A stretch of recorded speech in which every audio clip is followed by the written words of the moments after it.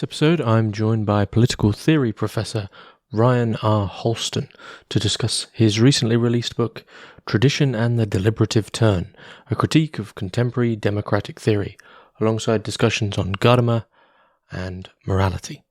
I'd like to say a big thank you to all my paying patrons and subscribers for making all of this work possible. And if you'd like to keep the podcast going as it runs off patronage alone, please find links in the description below.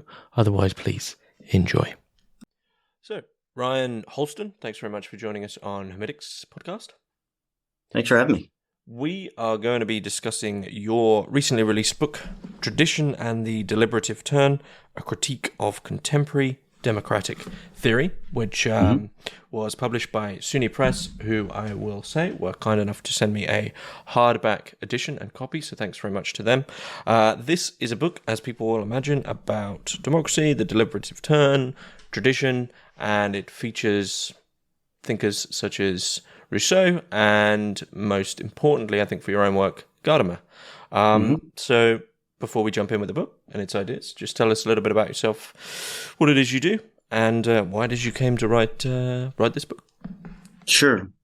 So I guess I'll just start with the sort of biographical stuff. I'm a professor at VMI here in Virginia, and I've been here for 14 years, and I teach political theory in a department of it's called International Studies and Political Science, but it's basically sort of international relations heavy. So I'm the sole political theorist here.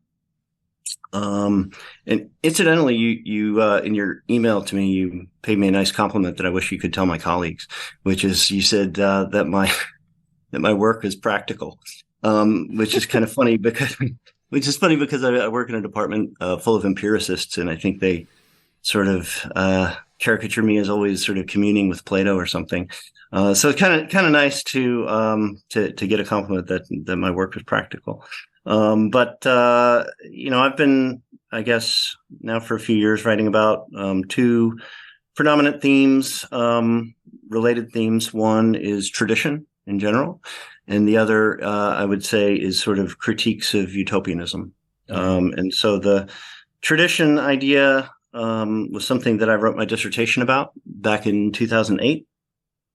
And that was, just broadly speaking, an appropriation, I guess you could say, of Edmund Burke's thinking, not intellectual history, but just sort of a use of the ideas in Burke's writing, speaking and writing. But that got me interested in some other thinkers who write about tradition. Irving Babbitt is probably one of the most influential on my thinking of them, but others such as T.S. Eliot, who I have an interest in and have written about a couple times. And then at the end of the dissertation, I became interested in this guy, Hans-Georg Gadamer. And I didn't really have the opportunity to take him as seriously as I wanted to during the dissertation. But there were other thinkers sort of in the mix. Klaus Rinn, who's a contemporary political theorist, Alistair MacIntyre, and others sort of writing, broadly speaking, about tradition. But then utopianism is sort of the other area, and they obviously have, I think, some relation to one another, those ideas. But that's kind of where I am now after just publishing this book. I'm talking about deliberation, I've been talking about political deliberation and now sort of moved on to utopian thinking with regard to science, both the natural and social sciences. And so I'm kind of, we can talk about this later, kind of working on a book that is about that. This book, though, came out of kind of a dissatisfaction, I think, with the dissertation. And as I was sort of thinking about how I wanted to treat the subject of political deliberation a little bit more seriously, sort of post-dissertation, I started thinking, how am I going to write this book in light of the requirements of getting tenure and whatnot? And I ended up, rather than trying to write a book right out of the gate on the dissertation, writing a series of articles on Gadamer because I thought he's long-term going to be useful for me in writing that book. And so I published those articles, both with the intention of getting tenure, but obviously also because Gadamer, I thought, is someone who hasn't really waded into this important conversation like I think is needed if people are going to be taking deliberation seriously. And by seriously, I mean viewing it through a more historical lens. And so that's what I try and do in the book.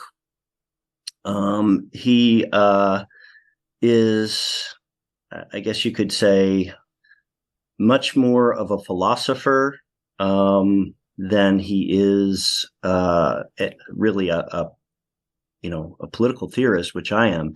And so, on the one hand, I'm kind of, I guess you could say, stretching his thinking or appropriating his thinking for those purposes.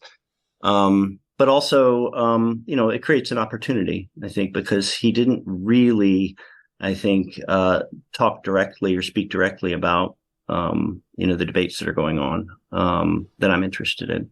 And so, I've tried to use his thinking in that way. And I say in the book, this is not, I try and distance myself from him and say this isn't something I think Gadamer necessarily would have said, but I think, given the insights of his philosophy, this is something that I think needs to be said about public deliberation today. So I just want to jump back because you said about the complement I paid your work with it being practical, which is tied in with the more the Gadamer sections of your book, which is really the sort of the second half of the book.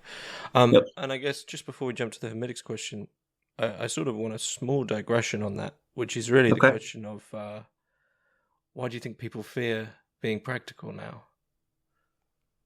If you agree with me, because it does seem to be there's a reluctance of drawing the line and saying let's be practical. Well, I think maybe another way to say it, I mean, I qualifiedly agree with you. I mean, I think people are sort of finding difficulty bridging the gap between theory and practice, is how I would put it.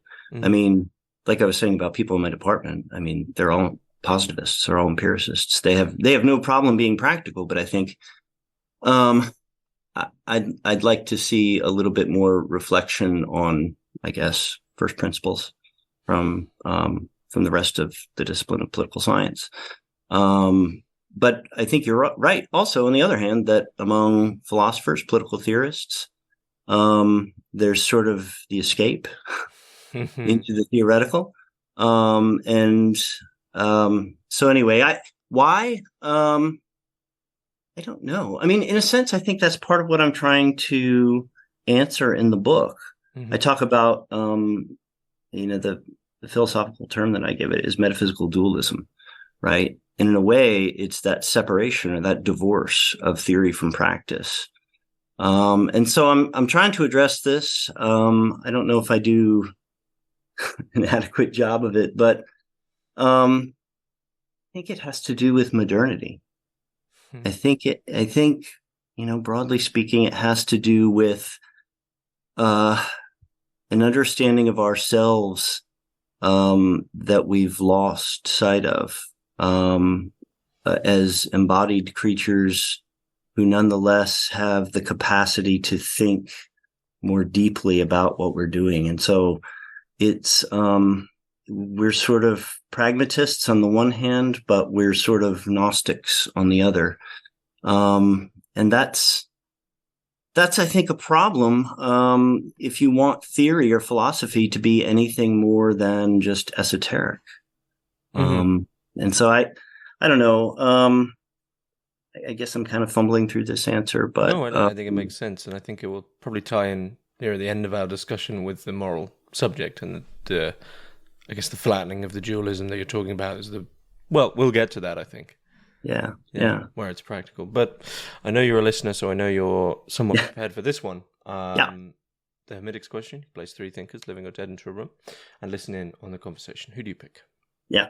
Well, I know from experience that Gadamer's already in the room, correct?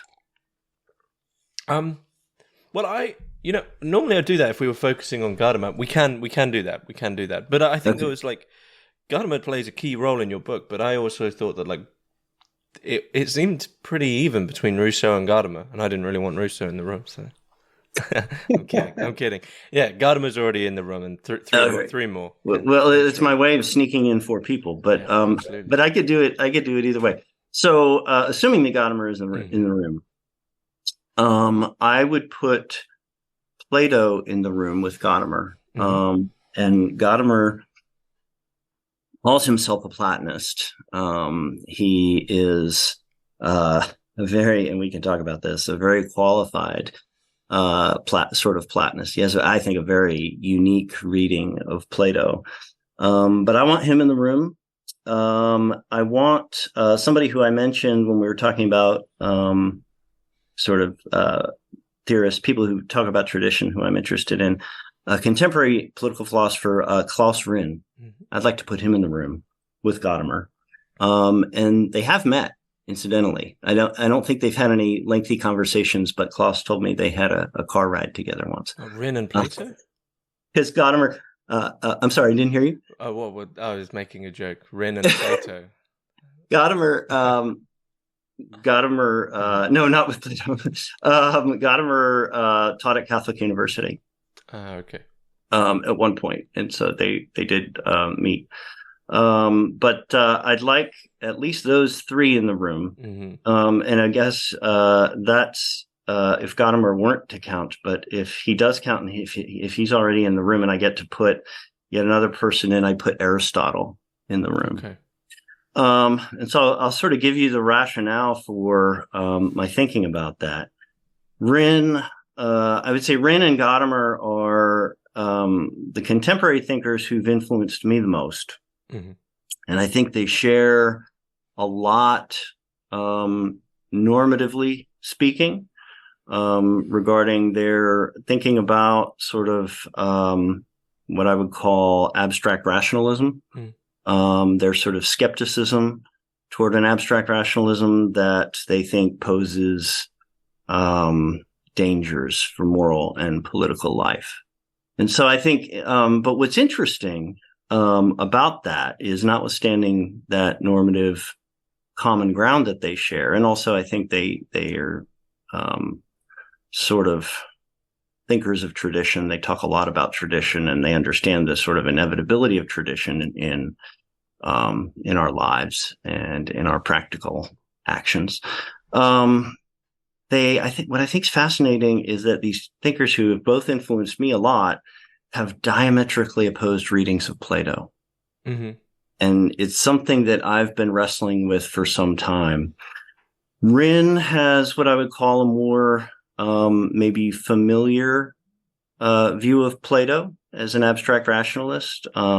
Sort of, he pays a lot of attention to the Republic, Hmm. and sees Plato as kind of vacillating between maybe a political quietism or withdrawal almost, because of his discontent with messy political reality or social reality, sort of bordering on an escapism on the one hand, and a kind of political idealism, with even a kind of totalitarian streak in his thinking.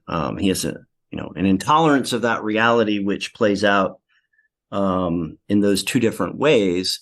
And it's because of this sort of abstract rational standard of justice that he's applying there. And so he just either gets fed up with kind of social reality as we see it, and or as we live it, and has those two different reactions. Gadamer, on the other hand, has this really kind of idiosyncratic reading of Plato. He's very sympathetic, I think, to Plato, and reads him as essentially a proto-Aristotelian. And he writes a book later in his career called The Idea of the Good in Platonic Aristotelian Philosophy.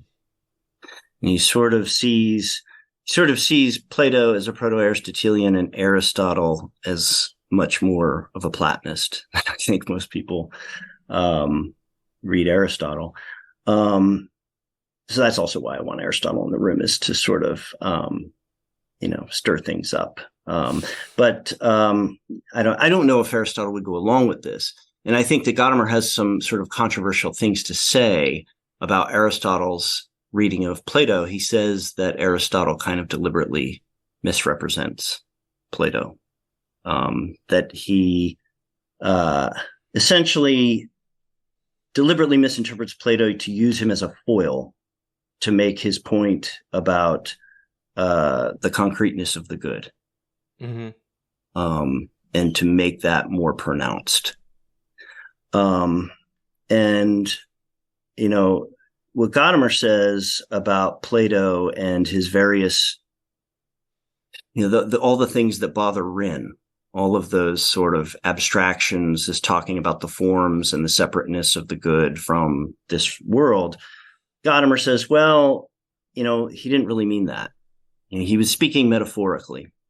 He was talking about the separateness of the good, but doesn't really want us to think of it as a separate thing in itself. He's just trying to call attention to it as part of this concrete empirical reality in which we live every day. Mm-hmm. And so he uses this term methexis, which means participation, when he's referring to the good. And when he uses these other Greek words like charismos, right, the separateness, he's like, well, that's the metaphorical locution that he's drawing on, but he doesn't want us to think of it as a real thing. And of course, I think in a way that's what Rin's concerned about as well, is thinking about the good as a thing that's separate from the world in which we live. But they have different readings of Plato and whether he's a good guy or a bad guy in that fight. And so that's kind of the thing that I'd like to see them hash out, and see the different works on which they would draw, whether how we should think about the Republic, how we should think about the laws, what other texts are going to be prominent in that debate, and again I threw Aristotle in there just to sort of stir things up and see whether he would go along with Gadamer and support his case or undermine it, stick to his guns, so to speak, with that critique of Plato, that famous critique of Plato, and sort of take Rin's side and say, this guy's an idealist, and we need to be careful about him. It does seem like that room does relate back to, once again, to the first thing we were talking about to what extent, you're talking there about the separation of the good, either as a thing in itself or simply as a metaphor to just understand it. But that separation, this is a discussion that's going on through your book, I guess, is to what extent has that separation perhaps damaged this notion of tradition, also the notion of democracy, also like the alienation of the subject from ethics, from being a moral subject. It seems that room would turn towards whether or not these concepts that you're talking about throughout the book are sort of embodied, or they are just these sort of separate things that we can once again just exit, as you said, escape into abstraction and not really have to deal with them. Yeah. I mean, even Rin says, we need these concepts. We need to be able to think rationally, philosophically. He is a philosopher, or a political philosopher, and he does believe in the importance of using reason. But the problem is reification. The problem is hypostatizing, our ideas about the good, and ultimately what happens after we think about the good that way. Are there dangers that poses for subsequent action in this world? Well, I'm sure all of these things, definitely some of these things are going to re-arise throughout our chat. But yes, to open up the discussion, what is the deliberative turn? Yeah. So the deliberative turn. So this is sort of recent, and when I say recent, I'm only speaking about, we've just been talking about Plato and Aristotle. So recent means decades. This is a recent development in contemporary political theory.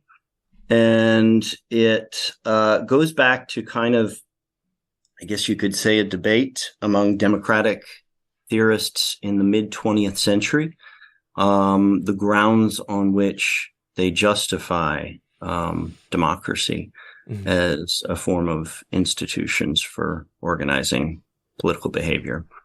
By the mid-20th century, we in the West had come to the conclusion, or seemingly come to the conclusion, that there was a utilitarian, what I would call a utilitarian justification for democratic institutions. There's something really effective about democracy. And what I mean is, not just the franchise, but things like interest groups, the ways that we organize ourselves in democratic society. It's very effective at maximizing utility, at maximizing the greatest good for the greatest number of people.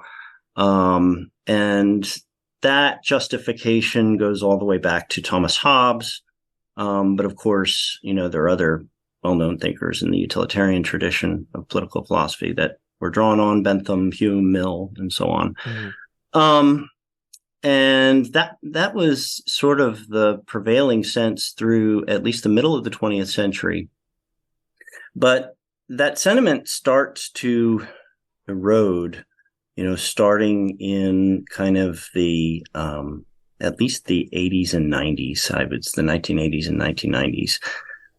You start to get a sort of, I guess, a disillusionment with this as a justification for the spirit of democracy. So democracy is still what's being held up as the ultimate legitimate form of governance, but there's kind of a dissatisfaction that utility is going to be the best way to defend it, because it's sort of looked at as, well, if all we're doing is kind of aggregating preferences, and kind of crossing your fingers that your political opponents' interests are outweighed, that doesn't really treat them as equals. It doesn't really treat them with the kind of, it's not true to the spirit of democracy to view them as just kind of, a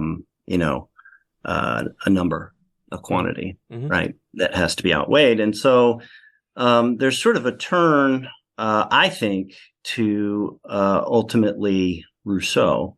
And the reason I say Rousseau is because deliberation or justification, or in some ways publicly talking about what it is that we are aspiring to, our policy preferences, our ideals for living together, that's going to be what treats our fellow citizens as equal subjects. And I say Rousseau because really this is, I think, an attempt to get other citizens to endorse the grounds on which we implement public policy. And so there's an attempt to gain a kind of consensus, right? If not of our actual concrete policy choices, at least the moral underpinnings of them. So the principles that we appeal to in our public deliberations are, in some sense, we want other people to at least see where we're coming from. And so as we do that, we're kind of treating them as our equals, as our sort of our fellow citizens, and we're searching for a kind of agreement. And, the strategies for achieving that agreement vary. And the deliberative democracy movement has a lot of strains to it. I can't cover them all, and I didn't cover them all in the book. But what I sort of do there is outline two of the main strategies for doing so. And I talk about their kind of representative thinkers John Rawls and Jürgen Habermas, who are representing the appeals to other citizens on, I guess you could say, procedural or substantive grounds. We're either going to, as Habermas and his followers would have it, we're either going to set up a set of procedures and have a very broad deliberative discussion and sort of see where it takes us and come to some sort of ultimate consensus, hopefully. But he's more concerned with setting up those procedures and seeing where things lead. And then Rawls is more concerned with kind of limiting the discussion to begin with on a kind of public consensus that he believes is already out there.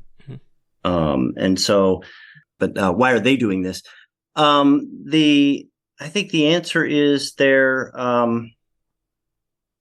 kind of coming to the conclusion that even though we want to treat other citizens as our equals, and we're going to try to appeal to them as much as possible to gain their consensus, living in modernity, living at a time in which we are kind of beyond traditional political communities, we can't.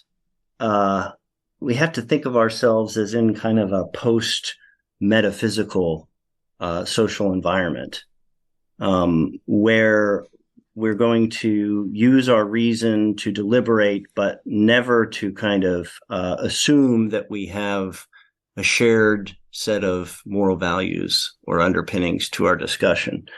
And so, modernity plays a big role in this. And they sort of take very seriously the fact that, after the Enlightenment, after the wars of religion, once you get into especially the 19th century and you see a lot of social fracturing, all that we can really hope for or aspire to is appealing to one another as equal citizens. And those are kind of the strategies of consensus.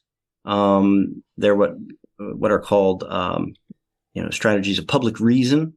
And so there's just kind of this dichotomy between two types of deliberative Democrats, whether they want to rely on public procedures or a kind of overlapping consensus, a liberal content for those justifications.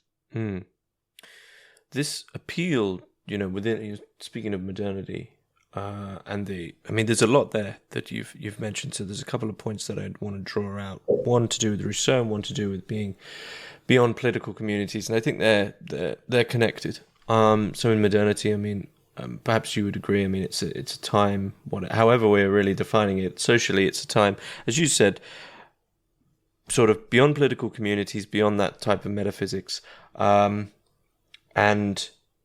of perhaps social alienation. It's the cult of the individual. Everyone is, in the words of various philosophers, everyone almost has their own individual religion and almost their own individual politics. It's like everyone's a walking individual denomination, whether or not they see it or not. I'm being a bit too abstract. My point would be that in drawing in Rousseau, do you feel that you need to have that, you need to have sympathy with, in this appeal to individuals? Do we need to begin from that sympathy with the Rousseauian understanding that man is inherently good? Because I would just, flat out disagree with him. But do you think that's something you need to have if you're going to draw in Rousseau in this sense? That's kind of where I'm going in the book. That you've kind of already put your finger on the underlying assumption that I'm kind of struggling with, which is you're assuming a lot about how deliberation can occur if you view individuals as absent any acculturative process, any history, any past, that any community that precedes their deliberation. What is it that's going to orient them towards deliberation? One. And number two, and this is one of the big themes of the book, how are they going to share meanings? Mm. How are they going to understand one another? How are their meanings going to resonate with one another without a community? And so, I would say your question really hits on the first of those, Mm. but it brings up the broader point about community and what is its role in deliberation. And I think absolutely. I mean, just to assume that they're oriented towards pursuing the good in common with other people is a lot. I mean, you're building a lot into the idea of deliberation. If I were going to be less generous, I might say there's something kind of parasitic about deliberative democracy insofar as it assumes parasitically the fruits of tradition without actually acknowledging where they're coming from. That's a less generous way of putting it, but I think I would at least throw the question back and say, how are they going to do this? Where are they going to get this disposition? Disposition for the good. This disposition to deliberate about the good, to pursue it in the first place. And this is one of the first things that Socrates is dealing with in his dialogues, right? I mean, whenever he encounters these nasty sophists, they're always sort of resisting that process, right? There's got to be kind of a willfulness about their pursuit of answers to the questions that he's asked. And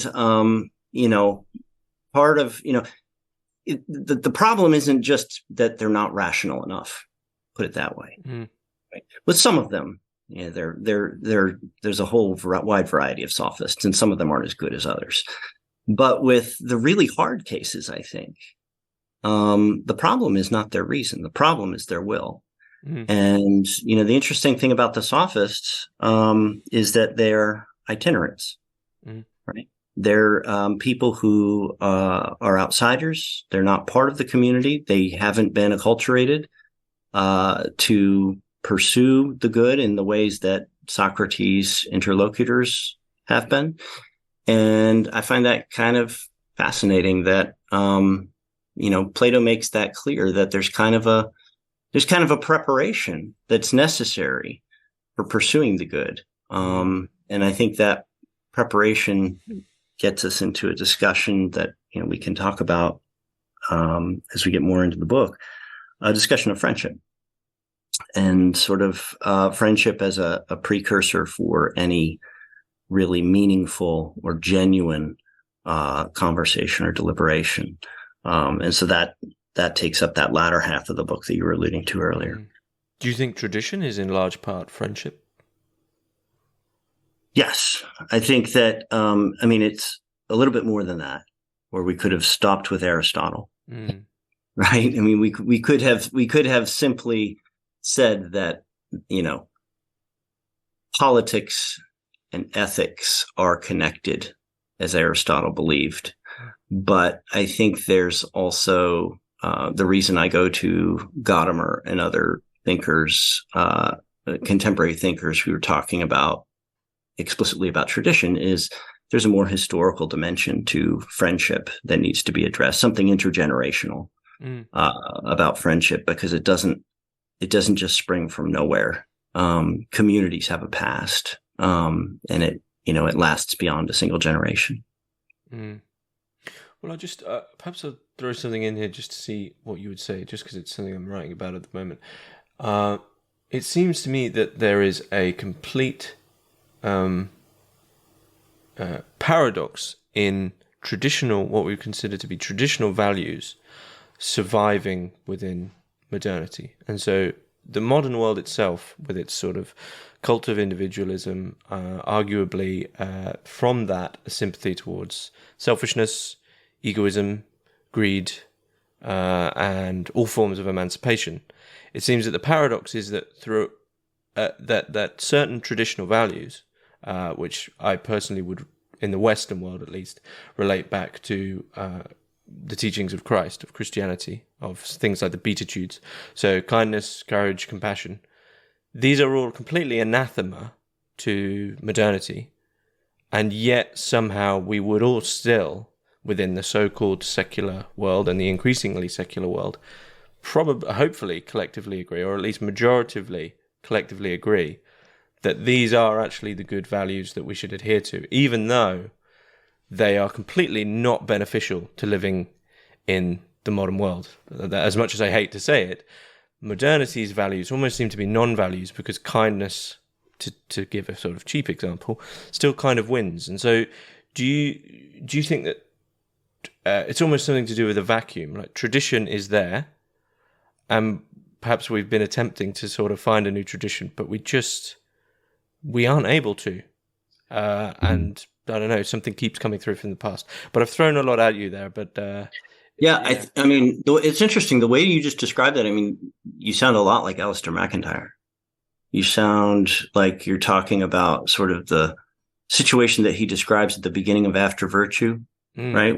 We're living in the wreckage of an old civilization, right? And we're like scientists trying to sort of sift through these pieces of evidence that have come through to us, but that don't really make much sense anymore. The words don't seem to correspond to the deeper meanings that they once had. And again, I think this kind of echoes, it kind of goes back to what we were discussing earlier, that bridge between theory and practice. That I don't think that the problem is that we haven't arrived at the right language for agreement. I think the problem is that we could just keep deliberating and things would get better. I think if the last decade has bared anything out, it's that. What's the fundamental problem then? Why is political deliberation so bad in the Western world at the present moment? And I think, I mean, for me, and this is the argument I try and make in the book, it's the way that we're living. It's the concrete practices. The concrete practices have to be, and I think Gadamer is helpful in establishing this, they have to be connected to the language that we use, or ultimately, if we're just a bunch of free-floating cosmopolitans who are, reaching for the same words, but ultimately seeing them fall on deaf ears, at best, if not, generating real anger and animosity at worst. I think the reason or the problem is it comes back to we haven't been acculturated in the same way anymore. Those words find their origins in an older way of living, in an older civilization, which, as you say, is no longer operative. How to reconnect them? Well, I think, and this is the argument I make in the book, I think we need to push the needle back, so to speak, in the direction of rootedness, in the direction of community. And as that, the sort of catchphrase that I use for tradition in the book, I don't just throw around tradition because it can mean so many different things. And I guess I was afraid I'd be misunderstood. But the catchphrase that I use is concrete communities that exist over time. Because tradition can mean a lot of things. It can mean a tradition of thought. It can mean a lot of different things to a lot of different people. But I think maybe to sort of flesh that out a little bit more, a concrete community that exists over time gets at, I think, some of the communitarian or neo-Aristotelian impulses, that were going on in the 1990s, reacting in a lot of ways to these deliberative Democrats. But I think it does so in a more historical way, in a more Gadamerian way. And so it shows or tries to emphasize that communities, in order to really be rooted, they can't just exist for a single generation. They have to exist over time. And that's, again, going back to your original point, I think that the problem that we're facing is time, right? over time, our language has ceased to mean what we think it means. We've become deracinated. And as a result, there's been a kind of disconnect between what you think the basic liberties are, right? Mm-hmm. And to pick a Rawlsian phrase, or equal opportunity or whatever, and what I think that means. So you would say tradition is downstream of those communities? I think tradition describes those communities over time. Yeah. Okay. In which case, it's a question of, there are certainly communities, what we would consider to be, by some sort of flimsy definition, there are communities within the modern world. So what do you think it is that doesn't, is it just that we haven't had enough time? Something perhaps happened post-World War II, where there's this sort of big cataclysm of event where people just became sort of, I don't know, it seems to be the big event, which really splits things apart. Yeah. Is it that we just haven't had enough time, or is it that the communities of modernity have a qualitative difference, which really means that at their surface level we can call them communities, but something within them hasn't really allowed a coherence of values? If I had to, I mean, that's a big question. But if I had to point to sources, you're essentially asking the question of sources of deracination, right? Why is it that communities can only really exist communities anymore? Yeah, and or if they exist at all, they seem to be fleeting, seem to be very temporary, or thin. And I think, there are two sources, one of which, as a political theorist, I can address, and the other I have trouble addressing. One is that I try to address in the book is what we think is important, what we think our priorities are.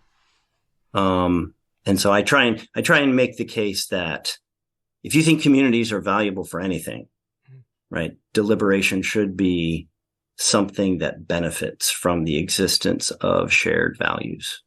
Mm-hmm. And so trying to convince people that there is an importance to this and that it can exist in the modern world. That's another big argument of the book. And some people say that we're just beyond it. We're post metaphysical, which I think is an incorrect characterization. The other source of fracturing, these are the sort of social forces that I can't do much about, right? Things like the market economy, and the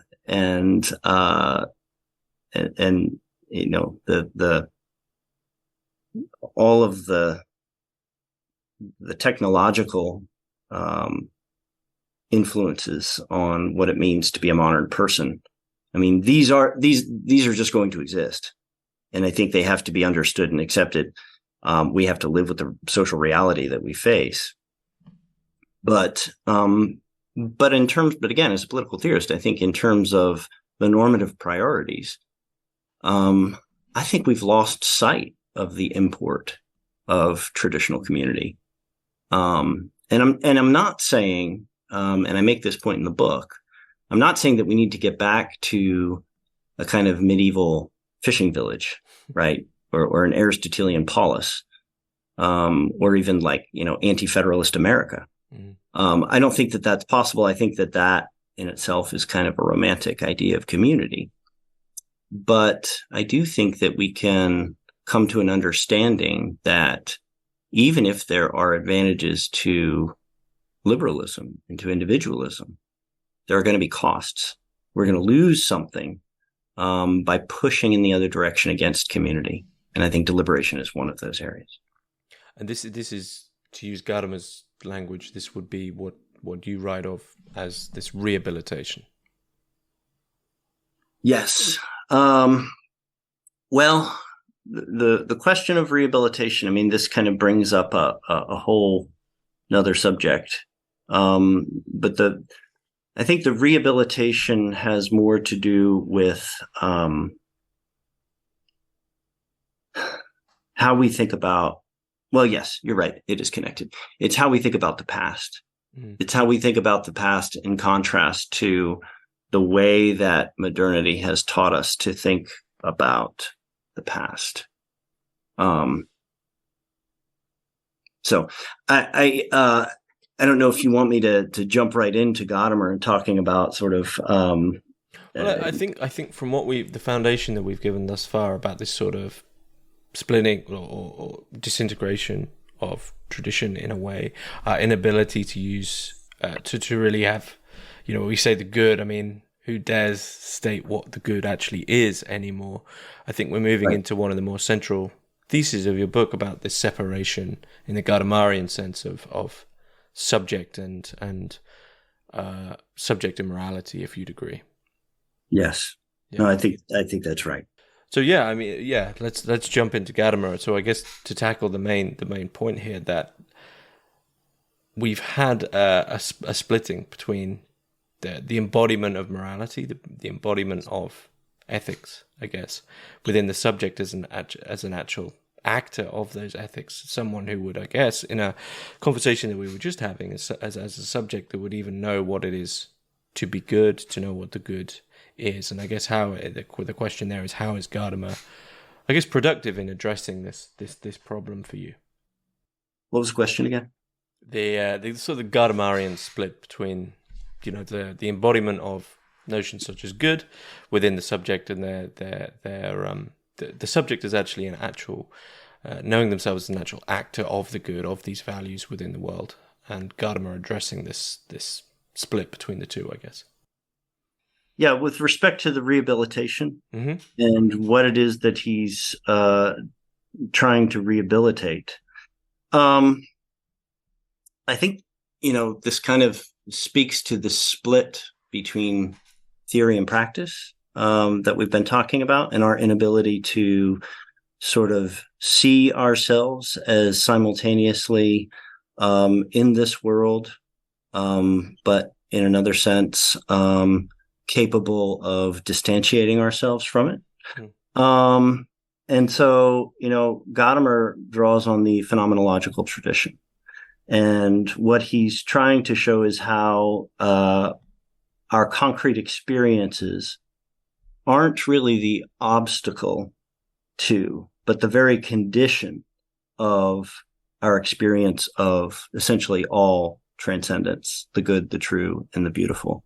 And so whether you're talking about the experience of art, whether you're talking about moral conduct, as I address in my book, moral and political conduct, or whether you're talking about truth, as he does in Truth and Method, his magnum opus, that understanding that concrete experience does not get in the way, but is the very condition of those experiences. That's going to go a long way towards collapsing this divide that we've been talking about. And so when he writes Truth and Method, that theory, which he calls philosophical hermeneutics, is more or less his detailed understanding of how interpretation works, right? How we understand anything at all. And the answer that he gives is by virtue of our being embodied creatures in the world. Understanding, Gadamer says, is always interpretation, and it begins with a different view of what he calls our prejudices. Prejudice is kind of the concrete experiences of reality that we carry around with us all the time. They're prejudgments. And so he says when we go to understand anything, what we're really doing is we're kind of projecting prior experiences of the world in anticipation of meaning. He calls them four projections or four conceptions of meaning. And when we do that, we're often proven wrong, of course, about what to expect. The world sort of shows us to be different than we expected it would be. But we sort of make corrections to the things that we have learned, to the prior experiences. He says we merge our horizon of understanding with this sort of new information that's out there. And as we do that, we learn more and we prepare ourselves for future experiences. It's kind of like the advantage to being a concrete, embodied historical being in the world is that you bring prior experience to bear on whatever it is you're going to encounter.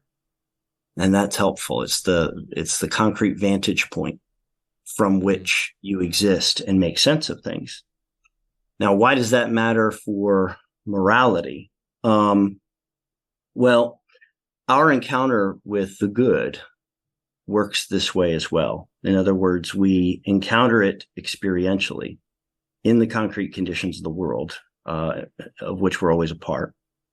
And we always find ourselves kind of habituated into certain moral experiences, right? That inform how we view right and wrong, reality in terms of right and wrong. And so, what is it that Gadamer is trying to do when he rehabilitates our view of prejudice? He's trying to say that this isn't always something to be removed in order to understand reality. Sometimes you need it, right? In fact, all the time you need it. You need a starting point for making sense of the world. And so you can see how that would play out with regard to moral discussion and moral deliberation. If you don't have a concrete foundation from which to make sense of the world, right? Conversation can't even get off the ground. Mm-hmm. And that's essentially why this rehabilitation, this collapse is necessary. It's important for anything, I would say, that's premised on morality, which I think politics fundamentally is. If you don't have an understanding of where morality comes from, that it comes from prior concrete experiences, you're going to think about morality and you're going to think about politics in some pretty funny ways. And I think the deliberative Democrats do that. I think they end up talking about morality as if it's like, a concept or a rule or a principle. And Rawls and Habermas both do this. But if you do that, it's kind of like a tool in a tool bag that you go to reach for, but that's not really a part of you. It doesn't really have any connection with who you are and where you've been. And so anyway, so I don't know if that makes any sense, but that's kind of why I think this rehabilitation is necessary. If you're going to change the way the import that we think about community, you have to view those prejudices as essential to engaging in political discussions. Do you think modern man has expectations, has prejudices? Yes, I do. But are they one of the most prominent that Gadamer talks about is the prejudice against prejudice. Right. And he's being sort of I think it's being sort of funny when he coins that term. But that is this divide that we've been talking about. And so why is it that we prioritize autonomy so much? Right? Because we don't really see concrete experience as valuable. We think radical choice is a kind of ultimate good. And so, and again, I'm not saying that there aren't certain benefits to freedom, to individual freedom, but that if there are no drawbacks, if that's what you're going to say about it, then I think you're being a little bit idealistic or utopian, as I say in the book. Well, absolutely. I mean, if you set up radical choice as your primary value, then eventually you're going to run out of choices. You're going to have to start making them up, or deconstructing the ones which were held for certain reasons for a long, long time. I mean, I think, that whole idea of prejudice against prejudice reminds me of Husserl, who would say, if your theory holds that a theory itself can be inherently negated, then the theory itself is never going to be a theory. So it's like prejudice against prejudice. Well, right, we're no longer building anything. Do you think? I mean, it's. I guess it's just a tangential question, but it's like, Yeah, but if I could just add one more thing to that. Yeah. For Gadamer to be true to his thought, that would have to have a source, wouldn't it? Right? That would have to have an origin. Yeah. In our concrete practices. And I think the answer is we think like cosmopolitans because we live like cosmopolitans. Mm. In other words, we have this prejudice against prejudice, or we prioritize autonomy because that's how we're already living. We're already living outside of communities. Mm-hmm. We're already living outside of, I guess, traditional communities, I should say. Mm-hmm. And that ends up making sense to us that that's the sort of best way to live. And so you're sort of in a vicious cycle. Absolutely. I would absolutely agree. It's like the most vicious kind of hegemony is the postmodern one, which says that it's destroyed all hegemonies. But really, that in itself is a very malicious form of hegemony because it's very difficult to escape, because to do so, you either get declared, I guess, a returning traditional who just wants to border things, or if you're emancipating more, you're still caught in the same trap. So, like you're saying about the cosmopolitans, it's like if you're stuck within deconstruction, but that itself declares itself as a deconstruction. It's almost like you're disallowed any ability to actually construct something at any point. But I think the way to get out of this. That's the key question. That's why I liked your book, because it's concrete and practical. Because you head towards something which is like, look, let's get out of this. I think the way to get out of it is to start seeing this as a continuum, to stop seeing this as Manichaean alternatives. Mm.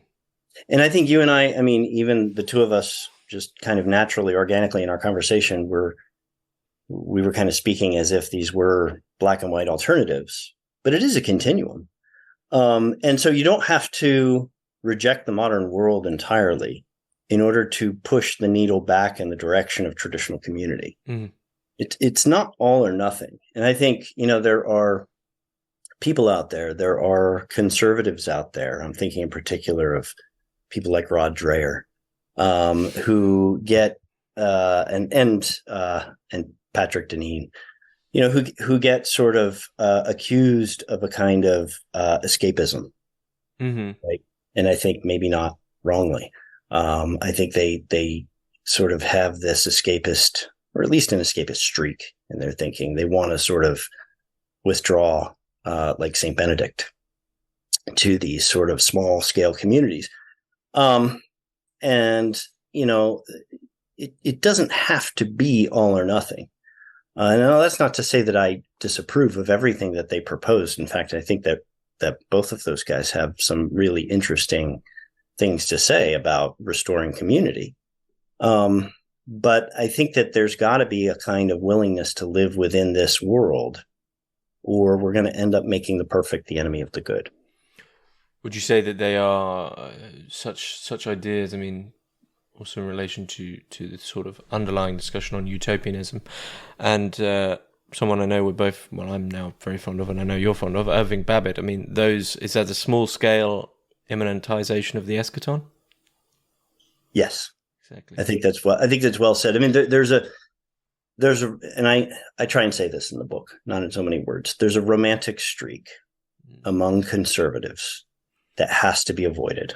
Mm-hmm. And I think it's counterproductive, because if it ends up refusing to deal with the modern world on its own terms, it becomes hopelessly romantic, and entirely impractical.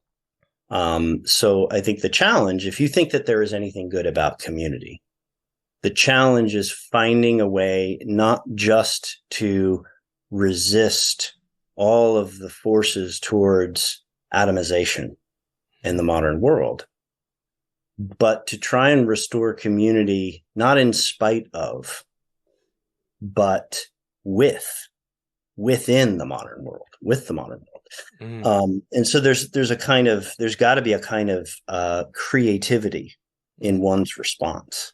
So what do I mean by that? Well, the internet can be famously, right? It's a cliche, but it can be a source of fracturing, social fracturing, atomization. But there are groups of friends that people who and I do this with a number of colleagues, scholars, but I know of people who do it with college friends, old friends from their hometown. They have regular Zoom meetings from time to time, right? And it's something that continues to build community, but it does so not against or not in spite of the modern world, but with it. It's strategic. It's almost like it's like looking at the modern world as not necessarily the enemy, but as something that can be worked within. Mm-hmm. Mm-hmm. And I think that kind of creative thinking is really what I'm trying to hit upon at the end of the book when I say I sort of poke fun a little bit at Alistair MacIntyre, even though I consider him a kindred spirit. Mm-hmm. Sort of poke fun at him at that one point in the book, and I say, look, he's not doing us any favors by painting the medieval fishing village as kind of his ideal, because he just paints his whole philosophy as hopelessly utopian when he does that. And I think he ends up becoming kind of the mirror image of those who simply say, well, we have to embrace modernity wholesale, which I think the deliberative Democrats are essentially doing. In a way, I want to actually bring it back to from what you've just said there. I want to bring it back to the room at the start and the difference between two types of Platonism. And I'll see if I can pull this all together. But the two types of Platonism, and the one being fairly concrete and the one sort of then still having this reliance on the forms. It seems to me that in relation to what we were saying, modern conservatism of the Deneen-MacIntyre type is almost so extremely empirical that it can't detach itself from linear time. So it can only envision going back, as opposed to understanding that form of tradition, like we could call it maybe the idea of the tradition, which made the empirical reality be a reality in the empirical world. You don't have to go back to the time to get that concept, that form.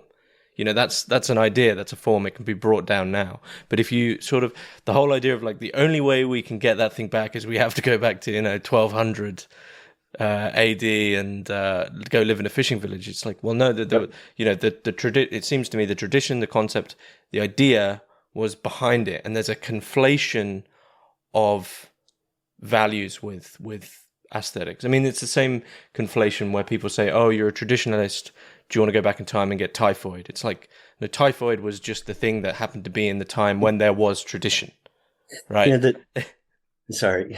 No. This linear conception of time is, I think, something that it speaks directly to Gadamer.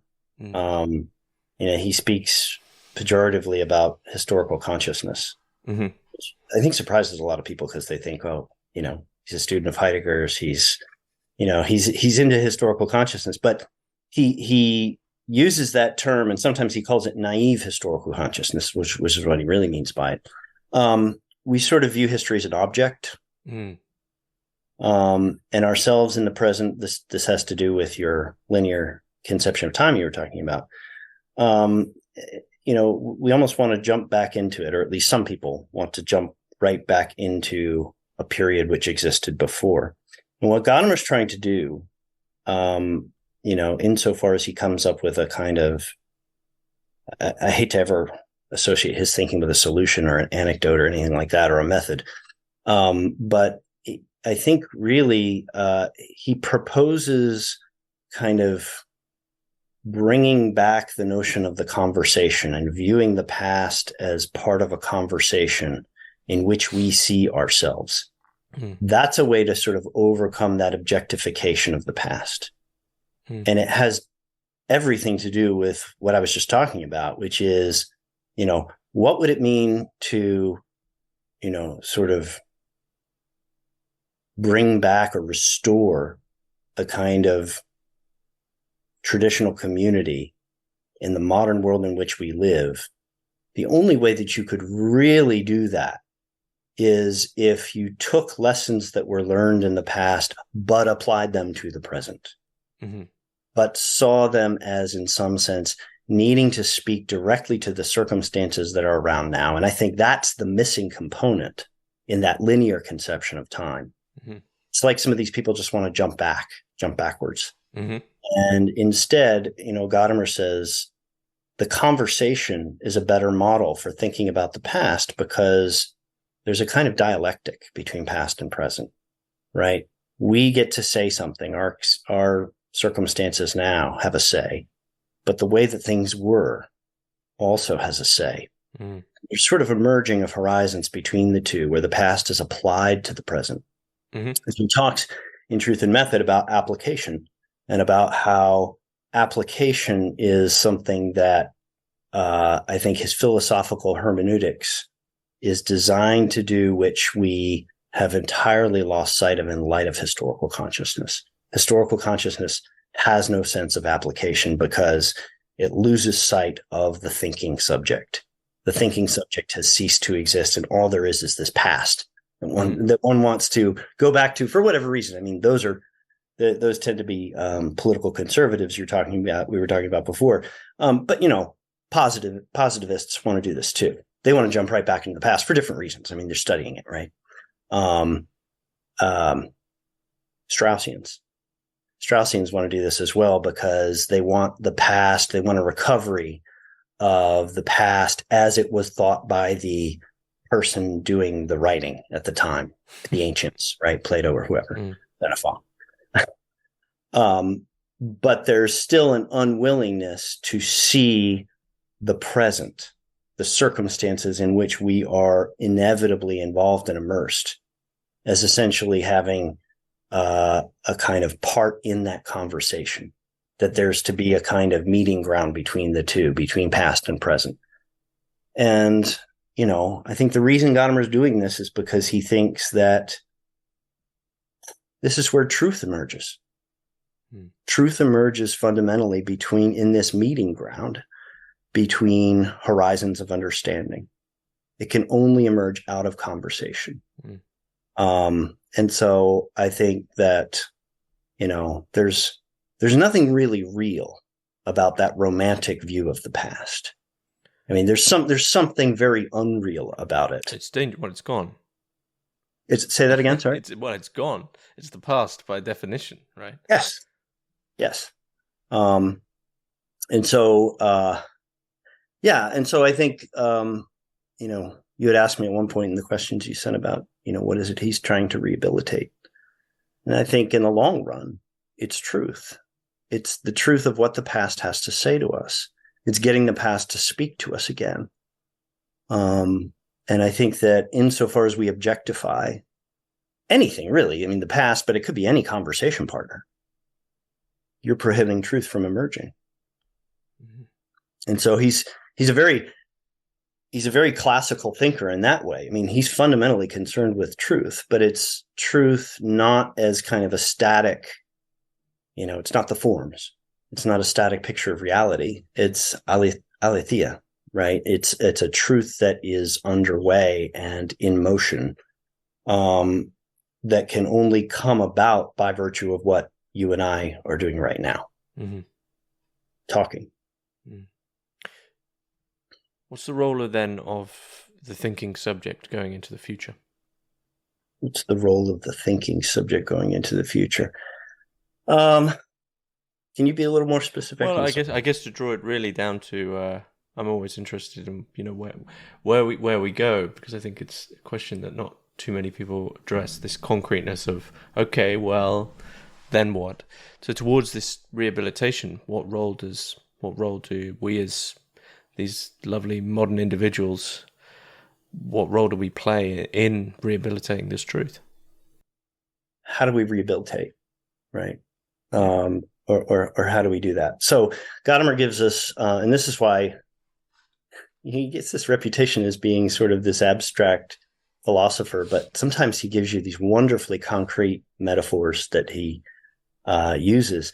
The analogies or metaphors that he uses for application, or the rehabilitation of the past, the application that he thinks is a better approach, a healthier approach, I think, to living with the past in our lives.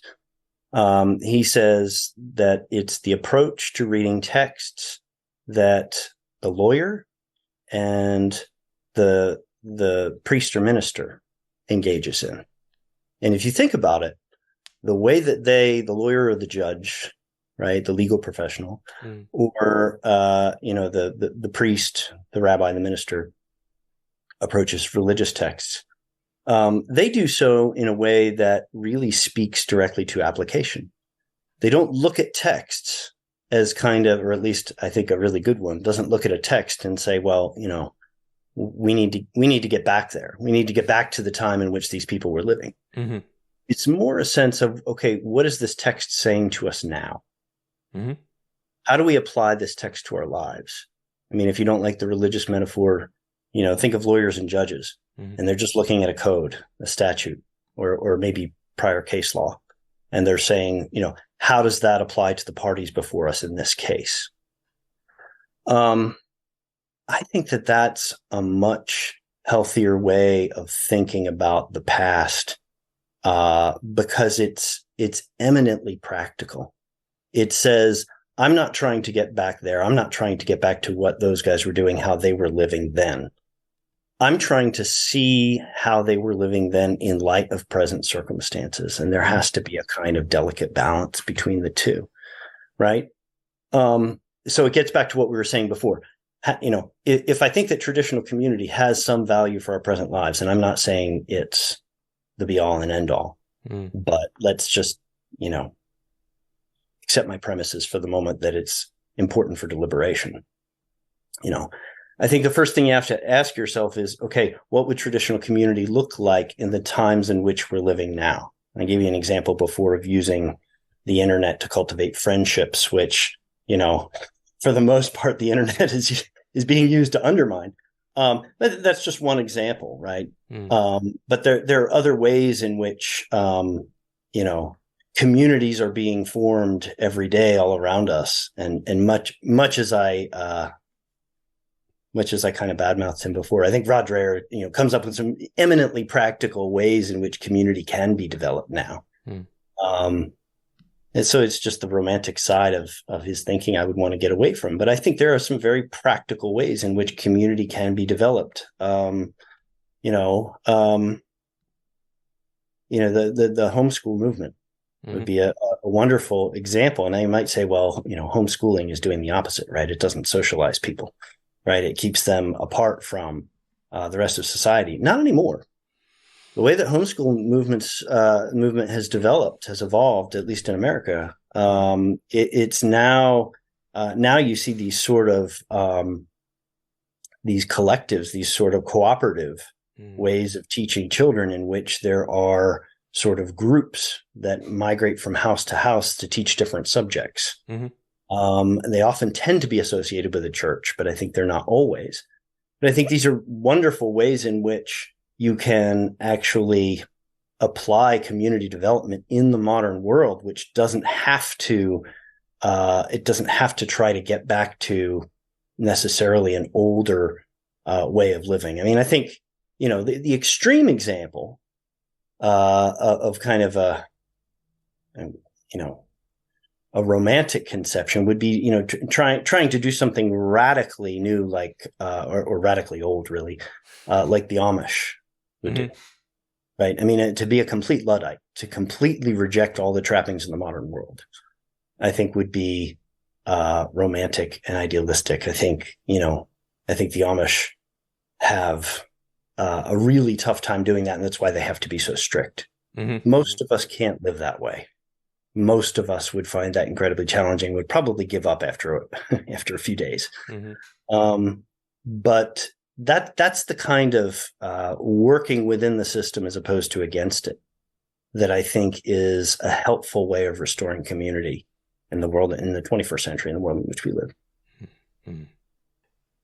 Is there anything you'd like to add about your book that you feel is key that we haven't touched upon? Don't think so. Your questions are really good, and covered a lot of ground that I didn't really expect us to cover. But I think we talked about. You made me be more practical. talked about a lot of contemporary implications for some of the bigger questions that I've been working through. So I appreciate that. What are you working on now? Yeah, so I mentioned at the beginning that tradition on the one hand and sort of critiques of utopianism on the other are sort of the two areas of focus. The critique of utopianism, in particular with regard to science and scientific progress, sort of utopian visions of progress, with regard to scientific and technological innovation, is something that I'm working on now. And the sort of entree into that, it's such a big topic, and there's so much out there. And I know that you have had a lot of guests on your show speaking to some of these issues. But I felt like just reading some literature for a while. And so I am writing a book that deals with different pieces of largely short literature that deals with problems of technology, the ways in which technology is kind of it's become a god for us. And so it's really speaking to that authority in our lives. What kind of an authority is science and technology? And some of the writers that I've been looking at, I wrote a chapter and actually had this one published, wrote an article on Mary Shelley on Frankenstein. And since then, wrote another chapter on a short story of Flannery O'Connor's, The Lame Shall Enter First, which I think is a wonderful story about science and scientific reform and humanitarianism.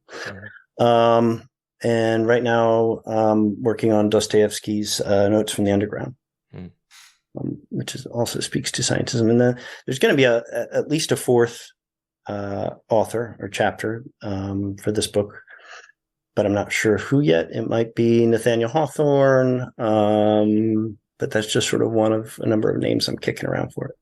So sounds fascinating. So these are all going to be compiled into a book at the end, or? Into a book, and there will be, I guess, a kind of arc or thread that I can see emerging right now, but I'm a little reluctant to really say too much about it because it's still kind of gestating. Okay. Well, I'll be sure to put the links for the book that we've spoken about today, Tradition and the Deliberative Turn, in the description below.